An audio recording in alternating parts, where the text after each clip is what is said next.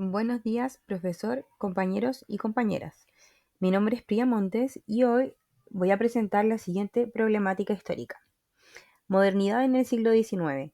¿Libertad para todos o para algunos? El siglo XIX es recordado como el tiempo del progreso y la libertad.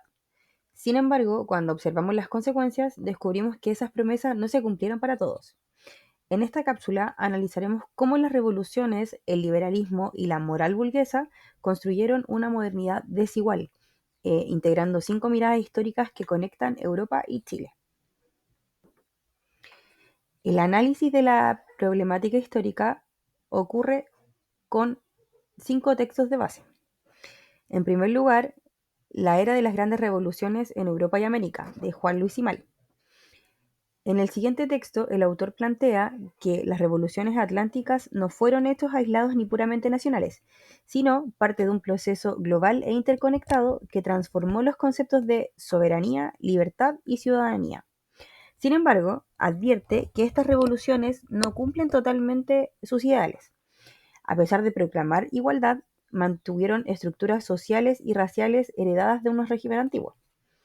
La modernidad, por tanto, surge como un proyecto contradictorio ya que proclamó la emancipación universal, pero en la práctica benefició a grupos específicos, principalmente a los hombres ilustrados, propietarios y europeos, dejando afuera a amplios sectores sociales y a las colonias. En simples palabras, Simal nos muestra que el siglo XIX fue una promesa de libertad que no alcanzó a todos, una modernidad nacida entre la emancipación y la exclusión. En el caso del segundo texto, las revoluciones burguesas del siglo XIX, Briones, Leal, Rojas y Medel explican que las revoluciones burguesas fueron el resultado del ascenso político y económico por parte de la burguesía europea, una clase social que buscaba consolidar su poder frente a la aristocracia. Estas revoluciones ocurridas, lejos de representar una liberación general, sirven para instaurar un capitalismo moderno y consolidar, entre comillas, un nuevo orden liberal que está centrado en la propiedad, la producción y el mérito individual. Aunque las masas populares participaron en las revueltas, los beneficios reales de la modernidad se concentraron en una minoría. En ese sentido, la libertad proclamada por el liberalismo fue una herramienta de exclusión, ya que se habló de igualdad ante la ley, pero no de igualdad social o económica. Entonces, los autores nos muestran que las revoluciones burguesas fueron el triunfo de una nueva clase dominante, es decir, de la burguesía. Bajo el discurso de la libertad y el progreso, se consolida el capitalismo y una desigualdad moderna que marca toda la época. El tercer texto que se analizó es El liberalismo moderado chileno, de Alfredo Jocelyn Holt. El autor analiza cómo las ideas liberales europeas fueron adaptadas a la realidad chilena de forma controlada y muy moralizadora. El liberalismo chileno, lejos de ser revolucionario, fue un proyecto elitista que buscó mantener el orden y una jerarquía social bajo un discurso de civilización. Su propósito no era liberar a las masas, sino educarlas dentro de los valores que proponía la élite. Así, el liberalismo chileno encarnó la paradoja de la modernidad. Proclama el progreso, pero reprodujo la desigualdad social y las subordinaciones. El autor revela que en Chile el liberalismo no fue emancipador, sino paternalista. Fue una modernidad más civilizadora que liberadora. En el caso del cuarto texto, llamado Amor, Sexo y Matrimonio en Chile Tradicional, Cavieres y Salinas examinan la vida privada y la moral del Chile tradicional para demostrar que el amor, el sexo y el matrimonio eran mucho más que asuntos personales, que eran mecanismos de control social y cultural. En una sociedad rígida por la moral católica y el patriarcado, el matrimonio funcionaba como una institución para preservar el orden y la jerarquía familiar. Las mujeres fueron definidas a partir de la obediencia y de la pureza, mientras que los hombres conservan los privilegios dentro y fuera del hogar. En este contexto, la modernidad convivió con una desigualdad de género, donde el amor no significaba libertad, sino era una forma de disciplinar el cuerpo y el comportamiento. Para Cavieres y Salinas, la modernidad chilena no liberó a las mujeres, sino que reforzó el rol que tenían tanto moral como doméstico. El matrimonio, más que un acto de amor, fue una herramienta de control social y de preservación del orden. Para terminar, el quinto texto, Inmigración femenina e identidad étnica, Alemanas el Valparaíso, de Baldomero Estrada Turra. En él, el autor explora la experiencia de las mujeres alemanas inmigrantes en Valparaíso y cómo ellas mantuvieron y transmitieron la identidad cultural de su comunidad.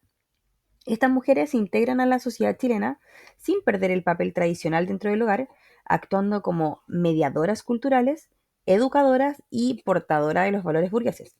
Aunque su posición seguía siendo subordinada al patriarcado, logran encontrar márgenes de autonomía en la vida social y en la formación de una identidad étnica.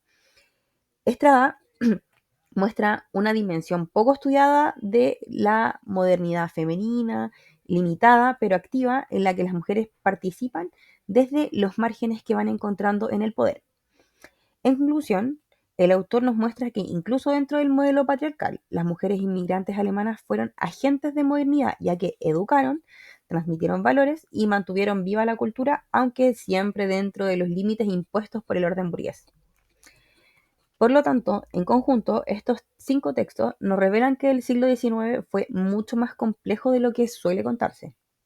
Las revoluciones y el liberalismo abren caminos hacia la modernidad, pero esa modernidad es selectiva, amplía derechos para algunos y refuerza los límites para otros, mientras las élites hablan de libertad, el control moral, las desigualdades de clase y el patriarcado siguen marcando la vida cotidiana de las personas. Pues lo mencionado anteriormente es que el problema histórico a trabajar en esta cápsula se centra en la tensión entre los ideales de libertad y las desigualdades que persistieron durante el siglo XIX. Entonces, ¿la modernidad en el siglo XIX era libertad para todos o para algunos? Esta pregunta nos invita a mirar más allá del relato triunfalista que existe y a reconocer que el progreso no fue un regalo para todos, sino una conquista desigual. Y entender que eso nos permite enseñar historia con un sentido crítico, mostrando que cada avance también tuvo su sombra y que detrás de la idea de libertad hubo muchas formas de exclusión. Por eso las imágenes, en el lado izquierdo podemos ver hombres burgueses, mujeres también pertenecientes a esta clase social, radiantes, y por el lado derecho, mujeres y trabajadores, obreros, niños, en tonos grises, en donde la libertad no era 100% para todos, sino solo para algunos. ¿Por qué es pertinente abarcar este contenido en la escuela? Abordar esta controversia en la escuela es pertinente porque permite ir más allá de la historia tradicional centrada en las fechas y en los héroes, como se conoce normalmente.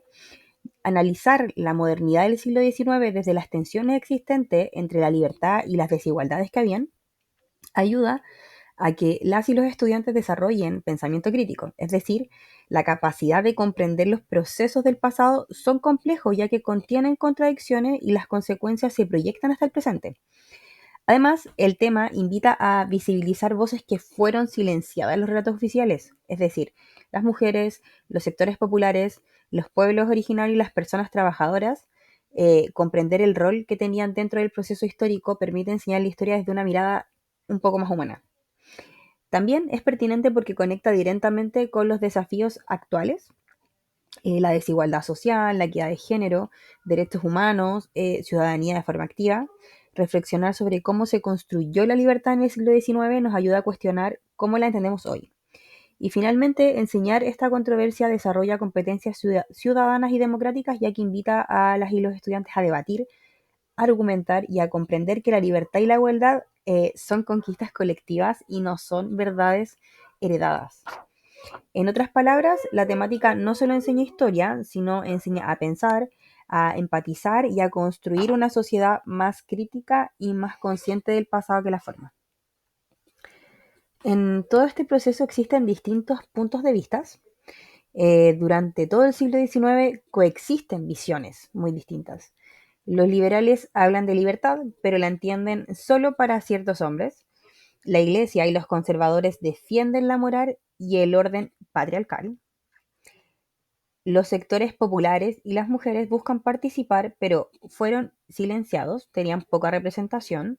Y los intelectuales, por su parte, buscan conciliar un progreso en cuanto a la moral, promueven la modernidad, pero siempre está controlada por el patriarcado. Bueno, recapitulando, los historiadores actuales reinterpretan el siglo XIX desde nuevas perspectivas. Ya no lo ven solo como un tiempo de progreso, sino como un proceso desigual y contradictorio. Nos muestran que la libertad proclamada fue selectiva y que la historia debe leerse desde las voces, desde las distintas voces y no desde un único relato triunfalista como a lo que estamos acostumbrados.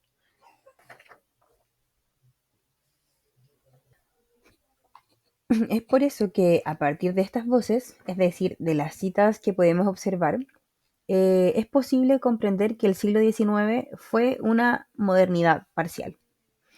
Las revoluciones liberales fueron capaces de derribar reyes, pero levantaron otras jerarquías, la del capital, la moral, el patriarcado, etc. La libertad se convirtió en un privilegio social más que un derecho universal. Entonces, este análisis nos invita a mirar críticamente el pasado y a reflexionar sobre cómo seguimos construyendo la idea de libertad en nuestro presente. En conclusión, comprender las tensiones existentes en el siglo XIX nos permite, como futuros docentes, enseñar historia desde una mirada más humana y sobre todo más crítica.